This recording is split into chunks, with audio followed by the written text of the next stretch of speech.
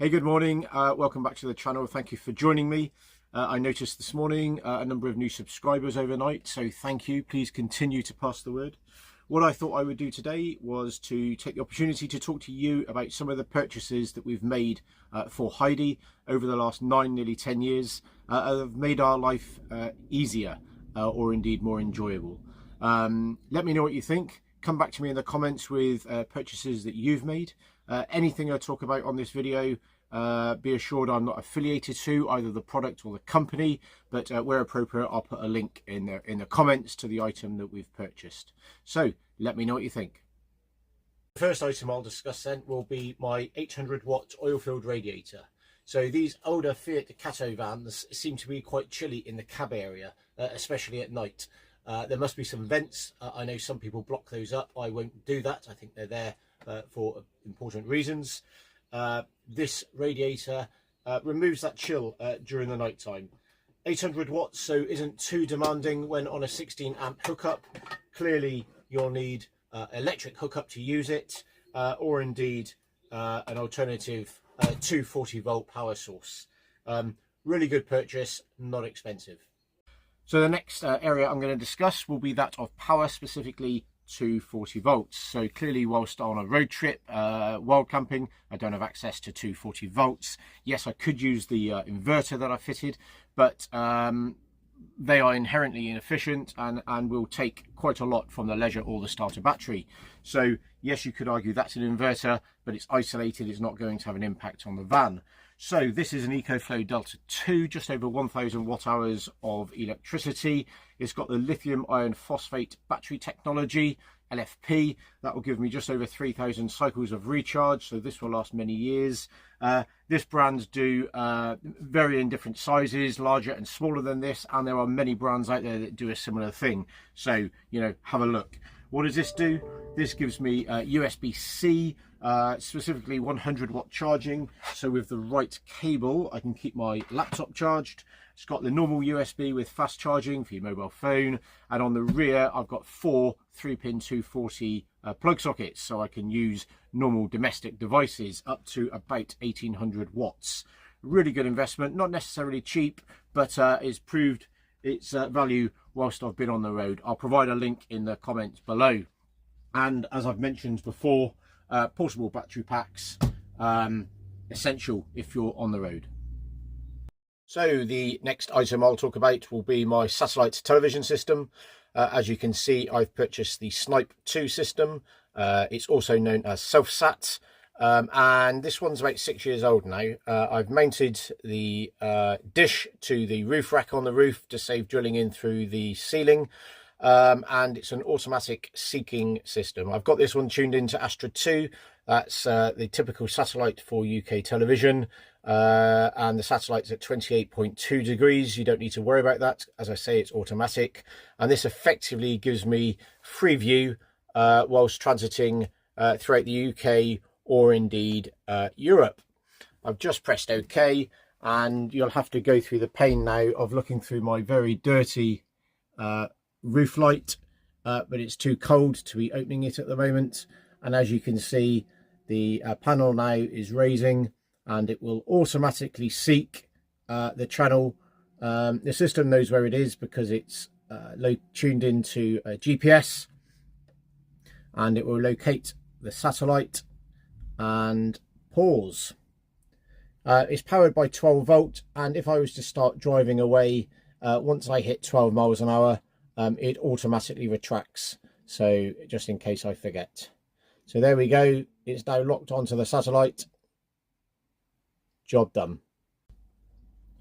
So I'm sure you've all been there. You wake up in the morning and your windows are covered in condensation. Either you've had the heating on too hot, or indeed you've been cooking on the stove. What do? You get your microfiber cloths out, you get your towels out, or kitchen towel, and you spend time wiping the windows. They end up damp and they end up streaky. That's all really disappointing. I recommend a window vac. This is a Karcher window vac. It's got a good sized storage tank on board. Get all your windows done, importantly, without streaks, and then get yourselves on the road or do whatever you're going to do. Really good purchase, not expensive. So the next one will be the air fryer. Of course, you've got a gas oven, you've got a gas hob. If you're on EHU, some of you will have an electric hot plate. But why use your own gas if you're on electric hookup on a campsite? The air fryer allows me to use the electric that I'm paying for and provides a fast and quick and healthy way of cooking. Love this. It's only a small one, not expensive at all, but a really good addition to Heidi. So another consideration you might want to have will be that of your mobile data plan. We all use data nowadays in everything we do. I use either TomTom or Google Maps for navigation, both of which have live data in them. So that's using data whilst I'm driving.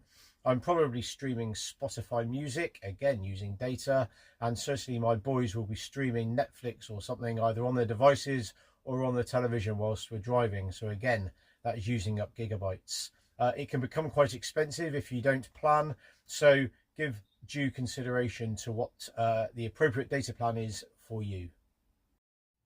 So we all enjoy a bit of television when we're away in our vans. But in my opinion, there's nothing worse than listening to the tinny sound of some of these modern televisions. So I've installed a Harman Kardon 2.1 subwoofer speaker system. The subwoofer sits under the rear seats here with the satellite speakers up by the television. And I have to say it adds an incredible amount of depth and enjoyment to the telly. So those of you that have been watching my videos know that I'm quite interested in conserving power. I replaced the halogen spotlights in Heidi for these LED spotlights. They're really quite clever. The wiring was like for like, so literally 5 minutes to change over.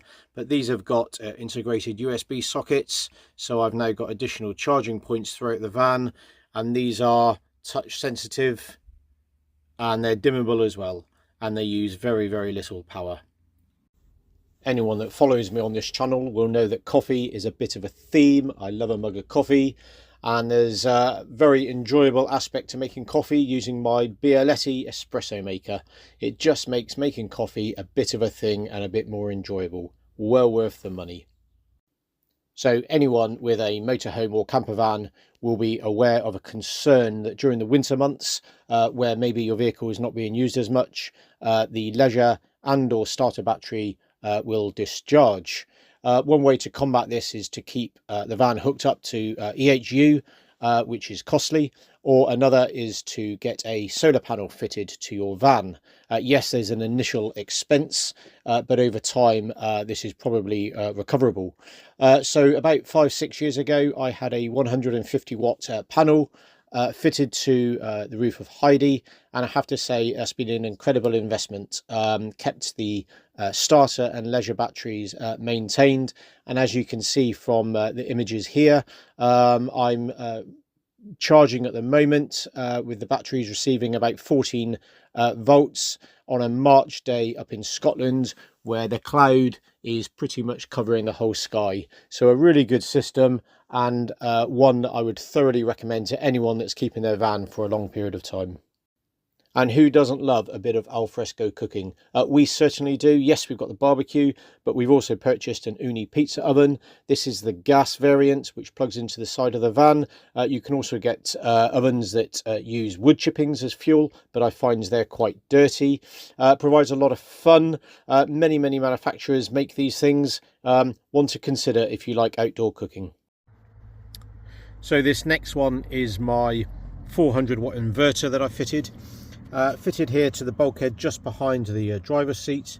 This allows me to power obviously relatively small 240 volt appliances and charge a couple of devices with the integral USB sockets.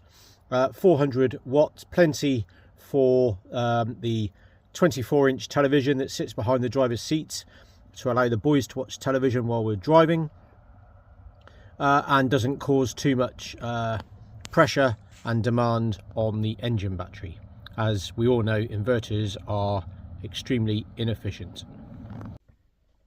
So finally, let me talk about some of the boys' toys. that I have that allow me to enjoy capturing the moments while I'm away in Heidi. So first of all, I've got my 360 camera. This is the Insta360, specifically the 1X2. It's a few years old now, but does provide a very different perspective when taking pictures or video. Obviously there's GoPros and there's other makes available. I've got my drone. This is the DJI Mavic 2 Zoom. This is a phenomenal piece of kit, 4K camera. I've got 3 batteries to give me great endurance, and that really does provide some fantastic imagery from height. Here is my OM5 DJI gimbal.